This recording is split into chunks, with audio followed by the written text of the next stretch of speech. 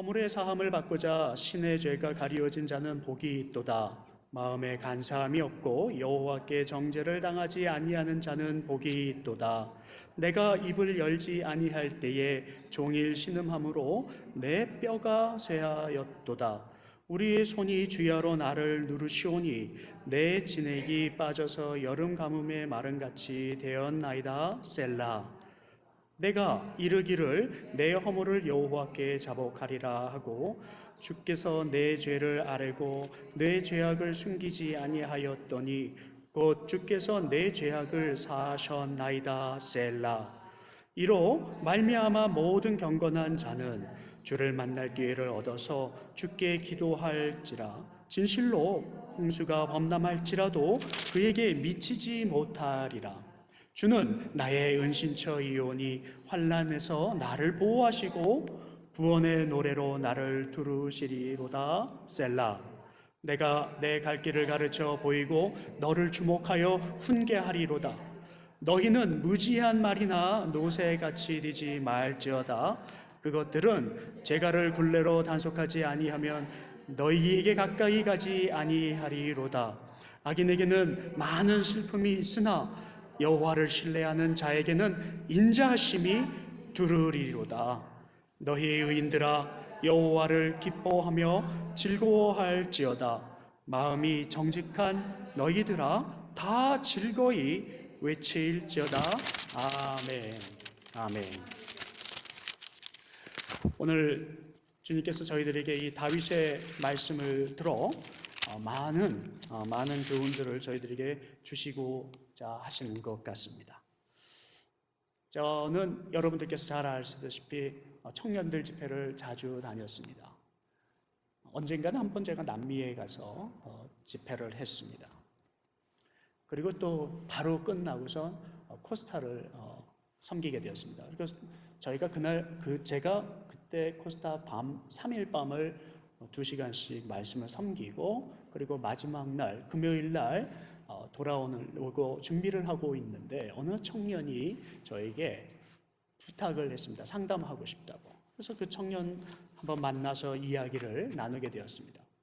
근데 그 코스타에서의 그 말씀의 주제가 하나님의 음성을 듣는 법, 그리고 여호와께서 정말 우리들에게 어떤 음성을 들려주신 걸 듣고 갈 수 있는지에 대한 이야기, 그 말씀을 묵상을 하였는데 이 청년 그리고 다른 청년도 또 저에게 그런 질문을 하는 거예요. 이게 보편적인 질문인 것 같아요. 목사님은 하나님의 음성을 어떻게 듣습니까? 분명히 설교 말씀을 통하여서 우리가 3일 밤낮을 묵상을 하였는데 저에게 그런 말을 묻는 것이었습니다. 그렇죠. 그것은 참 힘든 말입니다. 하나님의 음성을 듣는다는 것은 쉽지는 않습니다. 그런데 그 형제가 그렇게 물으니까 형제, 하나님께서 이미 음성을 들려주셨어요 라고 제가 말을 해도 그 형제는 고민하면서 하나님의 음성이 도대체 어디 있냐는 거예요. 하나님이 나에게 무슨 말씀을 하셨는지 전혀 들을 수가 없다고 하는 것입니다. 우리가 만약에 우리의 삶을 하나의 그 그림으로 볼 수 있다든지 아니면 글로서 모든 일을 착 볼 수 있다면, 결말을 볼 수 있다면 얼마나 좋겠습니까? 하나님만이 보시는 거죠. 그래서 우리 눈에는 보이지 않습니다. 만약에 오늘 제가 여러분들에게 여러분의 삶을 지금 글로 한번 써보세요 라고 말을 한다면 여러분께서 서술한 그 글을 읽고 어떤 사람들이 그 여러분의 삶을 정확하게 이해할 수 있을까요? 아니요. 어떤 사람들은 그 글을 읽고 이게 무슨 말이지? 이건 왜 이렇게 잘하셨지? 이게 뭘지? 이해를 못하실 때도 많이 있을 것입니다. 그러나 자기는 최선을 다해서 자기에 대한 이야기를 썼다고는 하지만 우리 읽는 독자로서는 그 글이 이해가 안 갈 때가 있습니다.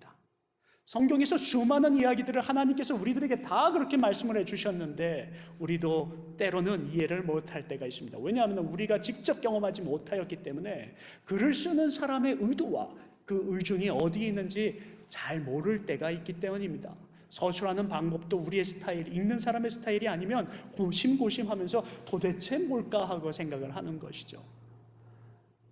성경에 그런 예화 중에 하나가 바로 이 다윗의 이야기가 아닐까 싶습니다. 다윗에 관한 이어서는 많은 책들이 쓰여졌는데요. 근데 우리는 읽어도 이해가 안 가고 모를 때가 많이 있습니다. 심지어 다윗은 알았었을까요? 자기의 삶이 이렇게 간다는 것을 알고 있었을까요? 그 중에 예화로 제가 시편의 55편에 나와 있는 이야기를 여러분에게 그냥 빨리 읽어드리겠습니다. 한번 보시기 바랍니다. 하나님이 언의 기도에 귀를 기울이시고 내가 간구할 때 숨지 마소서. 내게 굽히사 응답하소서. 내가 근심으로 편하지 못하며 탄식하오니 이는 원수의 소리와 악인의 압제 때문이다. 그들이 죄악을 내게 더하여 노하여 나를 핍박하나이다. 가만히 들어보니까 뭔가 급한 마음에 지금 이 글을 쓰고 있는 것 같아요. 그러나 사람들은 이 글에 대해서 어떤 상황인지 잘 모를 때가 많이 있습니다. 그래서 제가 계속 읽어 나가 보면은요, 여러분들은 지금 계속 파워포인트로 내용을 보고 계실 텐데요. 공포가 나를 덮었다라는 이야기도 나오고요. 그리고 날개가 있다면 내가 날아가서 편히 싣고 싶습니다라는 그런 지친 마음의 고백도 나오기도 합니다. 피난처로 속히 가서 폭풍과 강풍을 피하기를 원합니다. 내가 성내에서 강포와 분쟁을 보아싸우며 주여 그들을 멸하소서. 뭔가 마음이 답답한 거예요. 뭔가 서운한 거예요. 그래서 그런 이야기를 합니다. 심지어는 이런 얘기까지요. 근데요 주님, 그들의 혀까지 잘라주세요. 그들이 주야로 성벽에 위에서 두루 다니면서 성층 위에서는 죄악과 재난이 있으며 그들에게 그들이 살고 있는 곳에서 죄악도 좀 있고요, 재난도 있고요. 저를 그렇게 못 살게 이게 혀를 잘라단다는 것은 뭐를 의미하냐면은 우리가 잘 알고 있다시피 자기에 대한 나쁜 말로서 루머를 퍼뜨리거나 뭐 이런 이야기죠.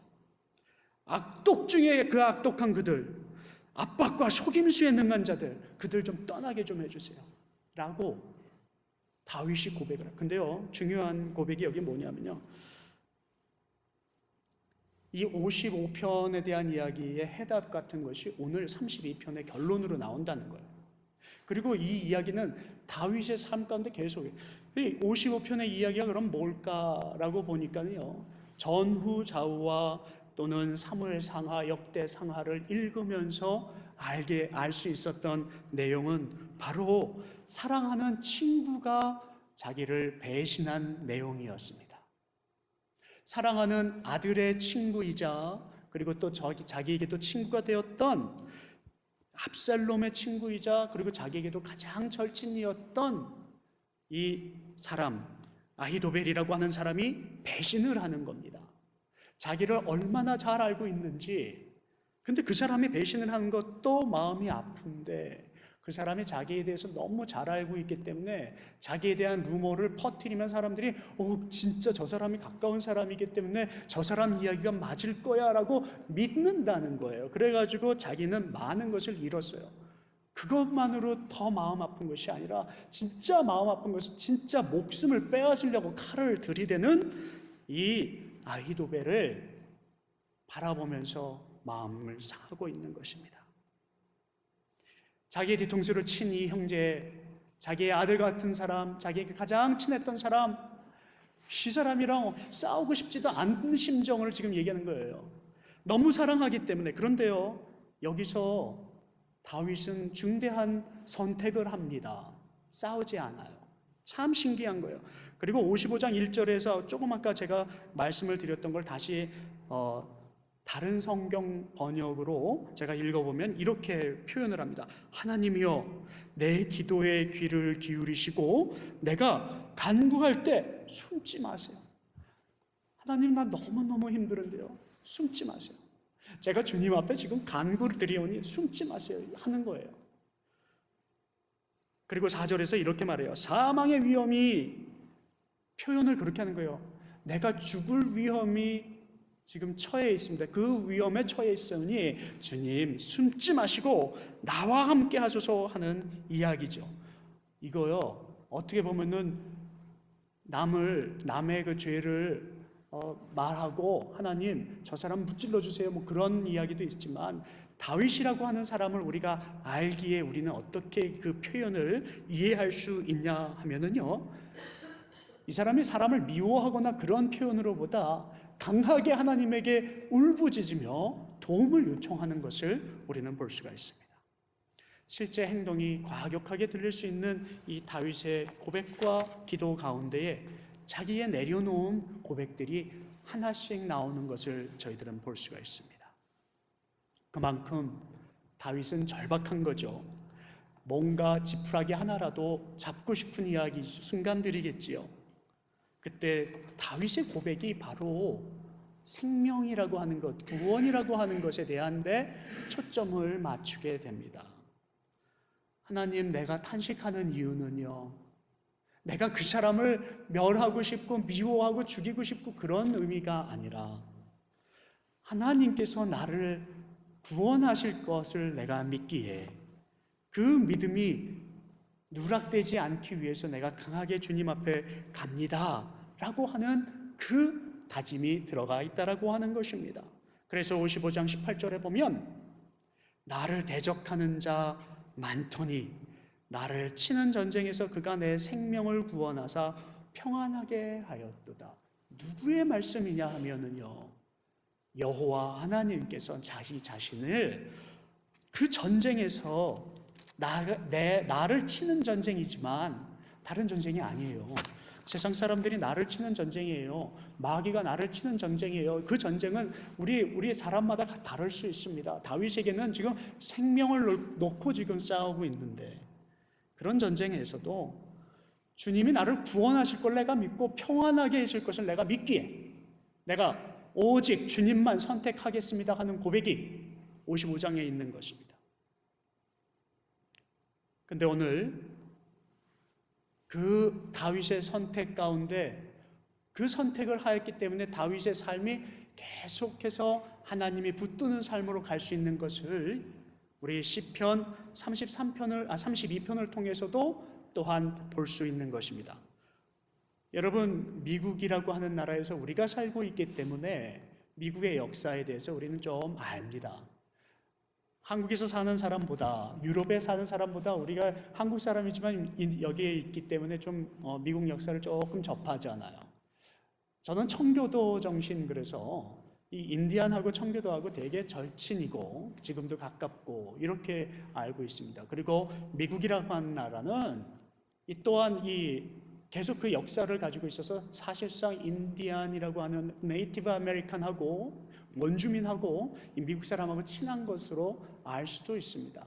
그런데 그렇지가 않은 역사가 있더라고요. 인디안이라고 하는 그 당시에 이 노스 아메리카 여기에 북미주에 살고 있었던 원주민들은요, 14세기경이죠. 15세기경 1400년대에 그때는 영국하고 프랑스가 이 나라를 같이 점령을 합니다. 독일은 왔다가 빠지고 영국하고 프랑스하고 이 나라를 누가 가질 것인가에 대한 전쟁이 벌어집니다. 그때 인디안들은 선택을 합니다.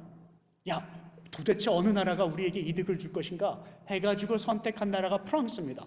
근데 프랑스 선에 싸워서 열심히 전쟁을 치렀는데 지고 말았어요. 그래서 영국한테 엄청난 핍박을 받습니다.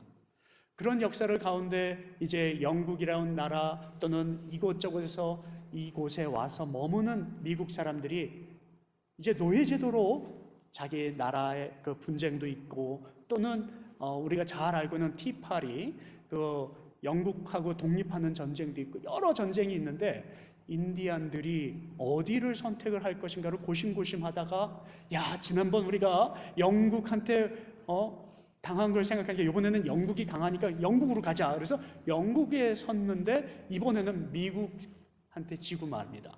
그래서 이들의 역사가 참 비참해요. 1400년대, 500년대서부터 지금까지 선택을 잘못하여서 쉽게 말하면 줄을 잘못한 거죠. 근데 리더들이 그 당시에 힘만 보고 그것을 뽑았기 때문에 선택을 했기 때문에 아주 고초를 당합니다. 지금까지.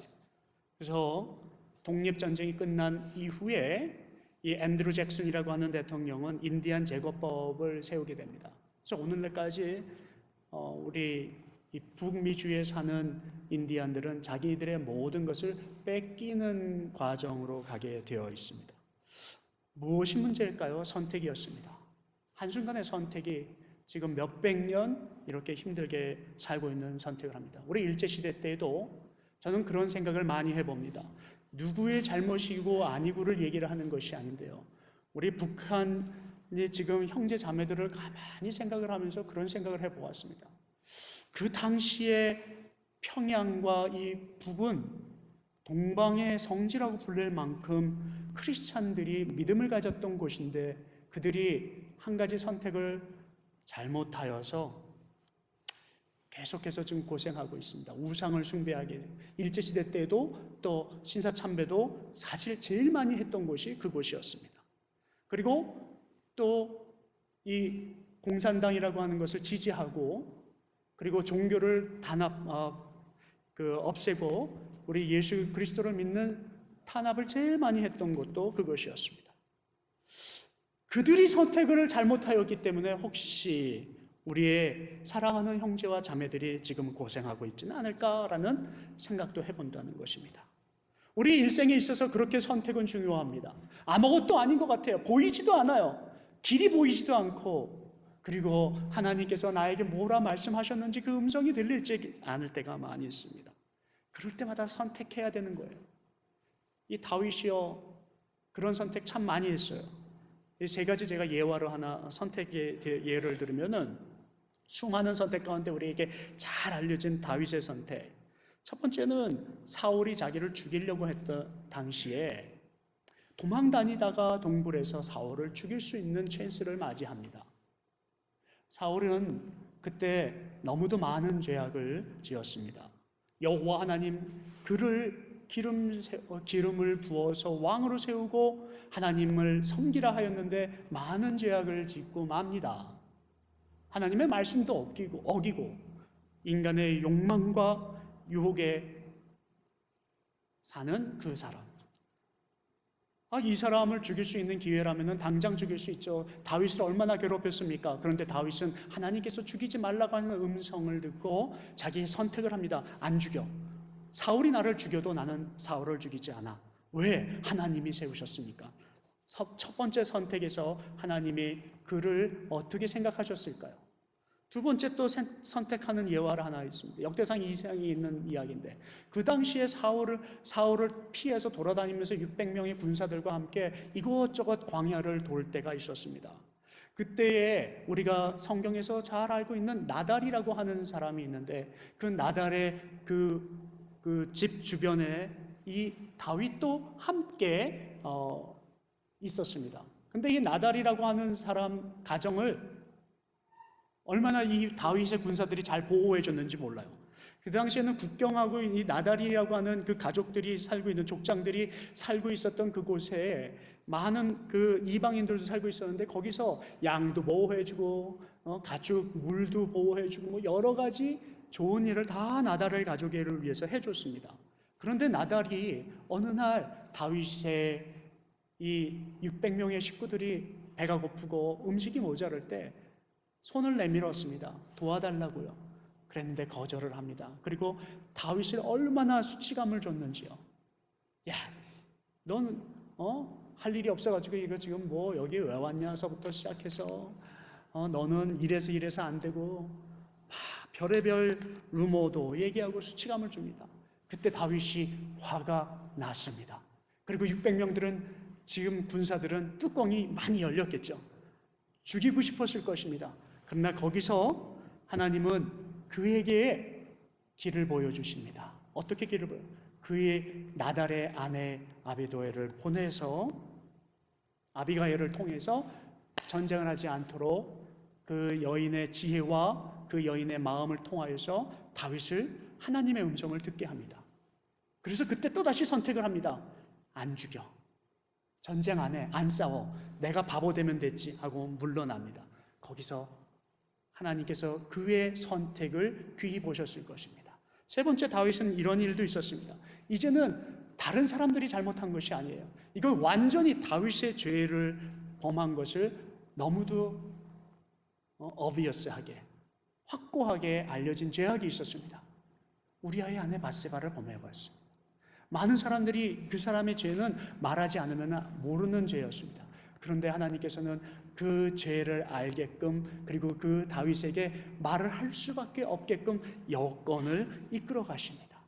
그때 다윗은 큰 선택을 합니다. 결단을 내려요. 아니다, 이것은 내가 백성들 앞에서도, 그리고 하나님 앞에서도 내가 고백을 해야겠다. 선택을 합니다. 하나님, 전 지금 다른 거 다 잃어도 제가 그 길로 갈게요. 그때 하나님께서는 그 선택을 보시고, 다윗은 이런 선택을 해야 할 때마다 그가 모든 것을 잃을 수밖에 없는 선택이었는데도 또다시 세우시고 모으시고 힘을 주시고 살리시고 위로하시고 격려하셨다는 것입니다. 여러분, 우리 앞에 길이 보이지 않습니까? 우리 앞에 음성이 들리지 않습니까? 아니요, 하나님께서는 어떤 방법으로든 간에 지금 수없이 말씀을 하고 계신 거예요. 제 앞에 아비도엘이 와서 저에 관한 이야기를 계속 해줄 수도 있어요. 그것을 아주 하나님 앞에 관계가 제가 뻥 뚫려 있다면 그 음성을 듣고 하나님이 보이시는 그 길로 갔을 것입니다. 시편 32장의 말씀들이 바로 그런 이야기들을 오늘 우리들에게 보여주시는 것입니다.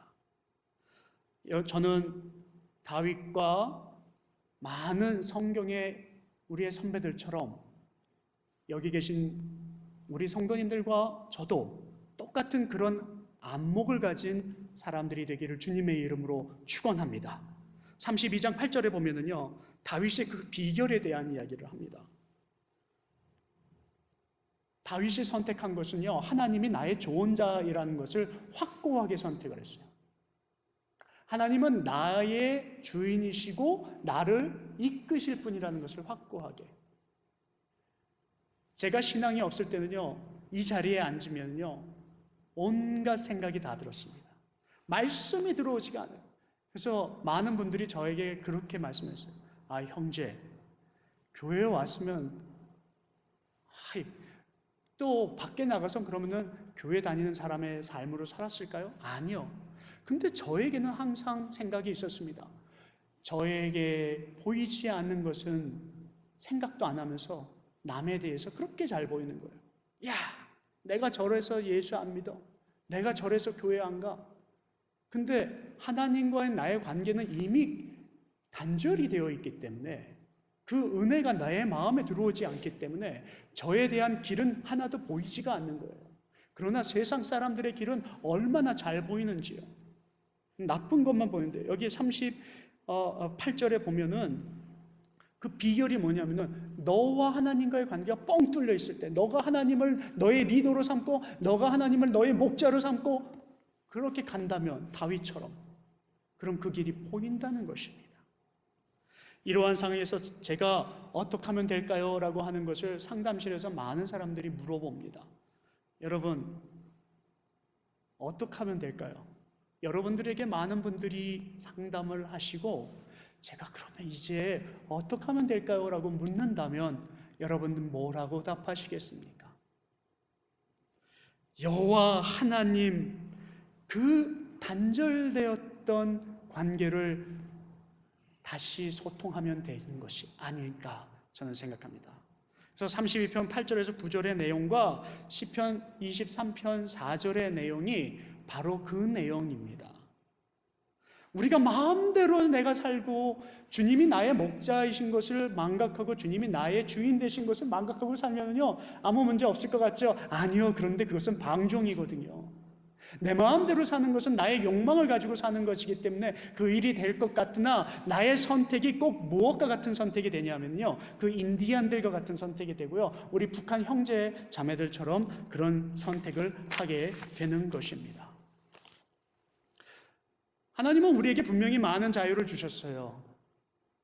그런데 우리의 선택이요, 올바르지 않은 선택을 하면 태초서부터 그 선택을 잘못하는 선택을 해왔기 때문에 오늘 우리는 그것이 잘한 선택일까 못한 선택일까를 헷갈릴 때가 있습니다. 창세기 2장 17절에 우리가 잘 알고 있는 선악과의 선택이 있습니다. 선과 악을 아는 열매라고 우리가 하나님이 주셨는데, 이 열매들은 얼마나 탐스러운지요. 나에게 유익이 올 것 같은 거예요. 저것만 먹으면, 저것만 내가 손을 대면, 내가 저 사람과 결탁만 하면 세상에 어떤 방법으로도 상관없이 내가 다시 어떻게만 하면 모든 것을 내가 다 가질 수 있어. 하나님이 그것을 막고 있는 거야 라는 그런 오해와 편견과 그리고 나의 잘못된 지식이 그 선택을 하게 만들었습니다. 그래가지고 너무 복스럽고 탐스럽고 예뻐서 갑니다. 사랑하는 성도 여러분, 어떻게 되었을까요? 로마서 8장 13절의 말씀을 보면 육신을 따라가는 자, 그 자에게 복보다는 성령의 소욕으로 모든 행실, 이 생명이 거기서부터 시작되는 것을 주님은 보여주고 계십니다. 하나님 앞에서 우리가 설 때가 분명히 있습니다. 언제인지 모릅니다. 그러나 우리는 분명히 하나님 앞에 설 때가 있습니다. 여러분, 오늘 우리가 하나님 앞에 설 때를 생각하며 시편에서는 이렇게 얘기를 합니다. 하나님이 나의 목자가 되셨다라고 고백을 합니다. 다윗은 자기의 하나님이 그 목자이신 것을 고백을 했어요. 목자를 고백을 하고 나니까 자기의 뜻과 의지는 다 필요가 없는 것입니다. 여러분, 우리가 하나님 앞에 설 때요, 하나님, 주님이 저의 목자 되셨어요. 여호와는 나의 목자이시니 내가 부족함이 없으리로라 라고 고백을 했는데, 주님, 딱 주님하고 대면하고 나니까 주님이 그래서 너는 내 말을 따랐니? 라고 하니까 아니요, 주님이 나의 푸른 초장으로 데려다 주기로 했는데 푸른 초장으로 데려다 주지 아니하시고 맨날 고난을 주셨잖아요. 전 그래서 목자라고는 분명히 알고 있는데 저에게 합당한 목자라고는 생각하지 않아요 라고 말을 할 수 있지 않을까요? 아니요, 우리가 정말로 고백을 한다면 주님이 우리가 지난번에도 말씀을 드렸지만 초장으로 가는 그 길목까지 하나님이 어떻게 이끄시던가도 내가 믿고 따라가는 그 순종함, 어렵고 고난이 있어도 갈증을 해소할 수 있어요. 그래서 23편 2절에서 우리를 푸른 초원에 누이신다고 그랬는데 때로는 가다가도 푸른 초원에도 누이고 그래요. 근데 그게 궁극적인 It is not our destination, 우리의 목표고 우리의 마지막 골은 아니라는 거예요. 여호와 하나님은 우리에게 무엇을 주시기를 원하냐면요, 생명을 주시기를 원하는 거예요. 우리에게 구원을 주시기를 원하는 거예요. 그러나 지금 우리가 받고 있는 그 고난은 푸른 초원일 수도 있고 아니면 우리가 힘든 고난일 수도 있지만 다윗은 그렇게 고백을 합니다. 4절에서요. 주께서 나와 함께 하시고 주님의 막대기와 지팡이로 나를 보살펴 주시니 내게는 두려움이 없습니다. 내게는 두려움이 없습니다. 여러분, 지팡이를 짚고 가시는 주님을 따라가면 두려움이 없는 것입니다. 이렇게 주님과의 관계가 뻥 뚫려 있어야 오늘 하나님이 나의 하나님이 되시는 거고, 오늘 32절 3절과 4절에서 말씀하신 것을 한번 잘 생각해 보시기 바랍니다. 제가 한번 다른 성경 버전으로 번역본으로 제가 읽어볼게요.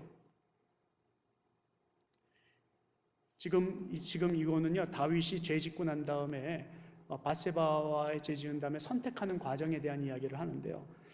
여기에 선택을 뭐로 했냐면요, 죄를 고백하는 걸로 선택을 한 거예요. 그리고선 자기의 고백을 쓰는 거예요. 내가 입을 다물고 죄를 고백하지 않았을 때에는 온종일 끊임없는 신음으로 내 때가 녹아내렸습니다. 나의 심정과 모든 것들이 그냥 사르르 녹아내리는 거예요. 그러나 주님께서 밤낮 손으로 나를 짓누르셨기에 나의 혀가 여름 가뭄에 풀 마르듯 말라버렸습니다. 그러므로 인하여서 저는요, 아무것도 할 수 없었어요, 하나님. 근데 내가 죄를 고백하고 나니까 하는 이야기가 이제 후에 나오겠죠. 5절에 보면 드디어 나는 내 죄를 주님께 아뢰며 내 잘못을 덮어두지 않고 털어놓았습니다. 하나님 앞에 절단되었던 그 관계를 소통하고자 하나님 앞에 이렇게 가까이 가는 그의 모습을 볼 수가 있습니다. 내가 주님께 거역한 죄를 고백합니다 하였더니 주님께서는 나의 죄악을 기꺼이 용서하셨습니다. 셀라. 다윗은 세상의 어떤 것도 소중하지 아니하였습니다. 자기가 많은 것을 잃어버리고 자기의 길들이 막혀있고 어렵다라고 생각하고 고난이라 생각하였지만 그것이 중요한 것이 아니라 하나님과 소통이 안 됐던 것이 더 답답하고 힘들었던 거예요. 그래서 그것을 다 하나님 앞에 고백을 하고 뻥 뚫리고 나니까 세상에 어떤 것은 자기에게는 안중도 없다는 거예요. 그런데 32편 1절과 2절 아까 보면은요, 자기가 지금 담대해져 가는 이야기를 지금 하고 있는데 하나님과의 관계가 뚫리고 나니까 세상에 어떤 일도 담대해져 가는 거예요. 여기 뭐라고 하냐면요, 복되어라, 거역한 죄 용서받고 허물 벗은 그 사람, 주님께서 죄 없는 자로 여기시고 주시는 그 사람, 마음에 속임수도 없는 그 사람, 그는 복되고 복되어라.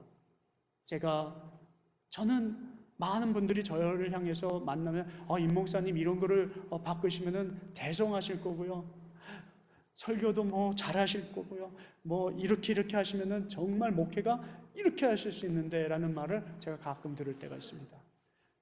저는요, 그럴 만한 그릇이 못 돼요. 솔직합니다.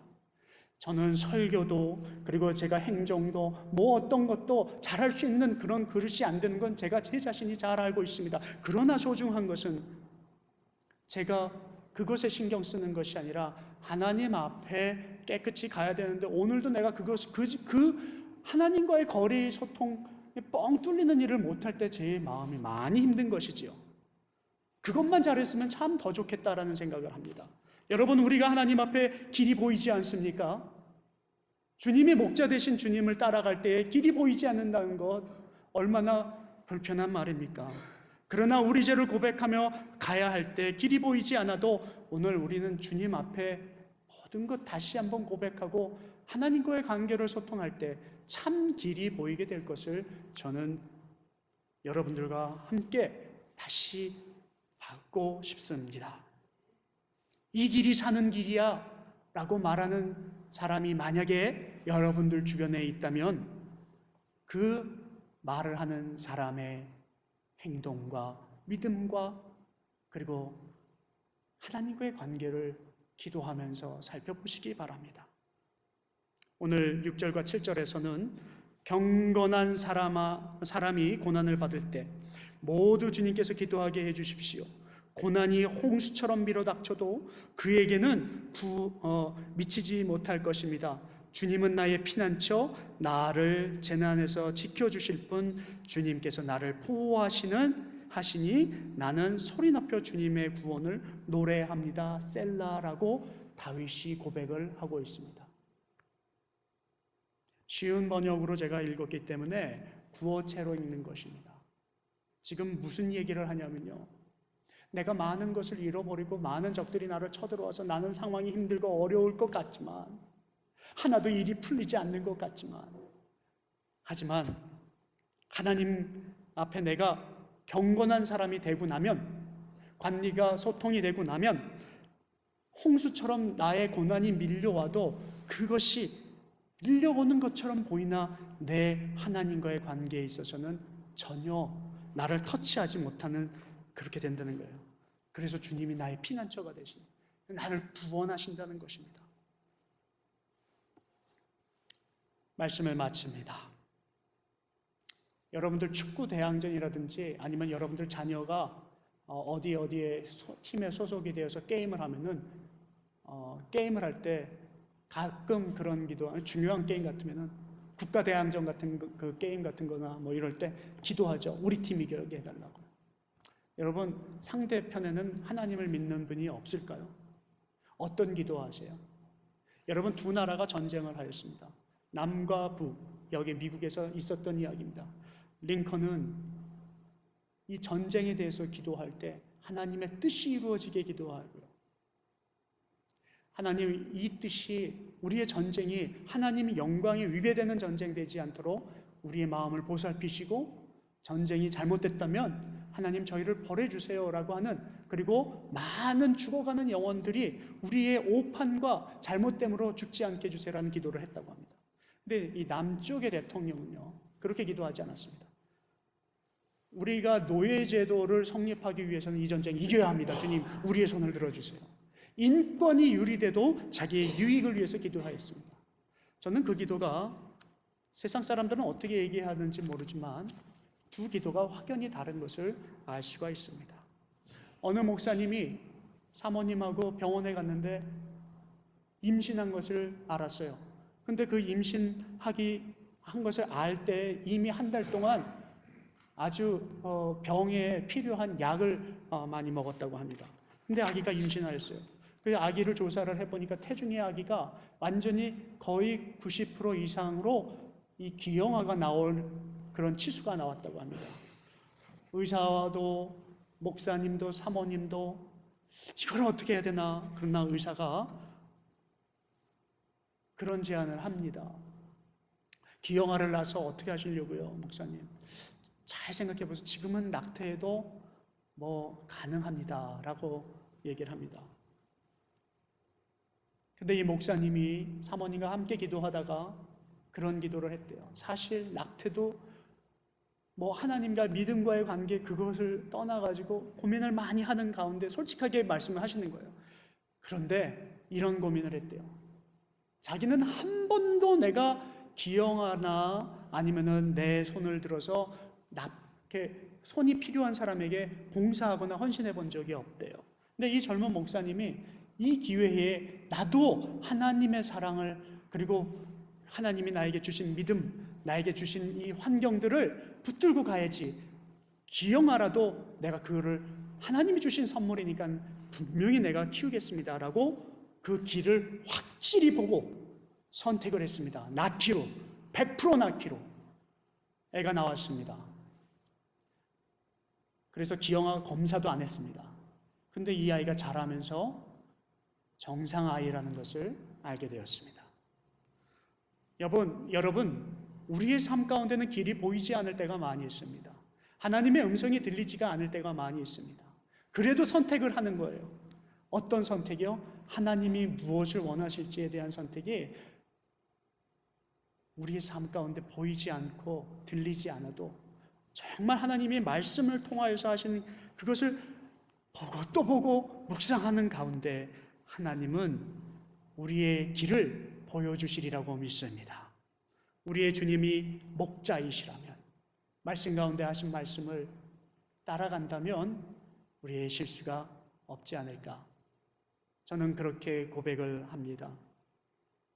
다윗이 구원을 위하여서 그렇게 살았던 것처럼 우리의 삶 가운데 보이는 길과 들려지는 음성들이 다가 아니라 여호와 하나님께서 여러분의 만군의 하나님께서 주님께서 우리의 골 오직 하나 생명 구원을 놓고 세우신 것이 전부인 것을 다시 한번 깨닫고 승리할 수 있는 저와 여러분의 한 주간 되기를 주님의 이름으로 축원합니다. 잠깐 기도하겠습니다. 하나님,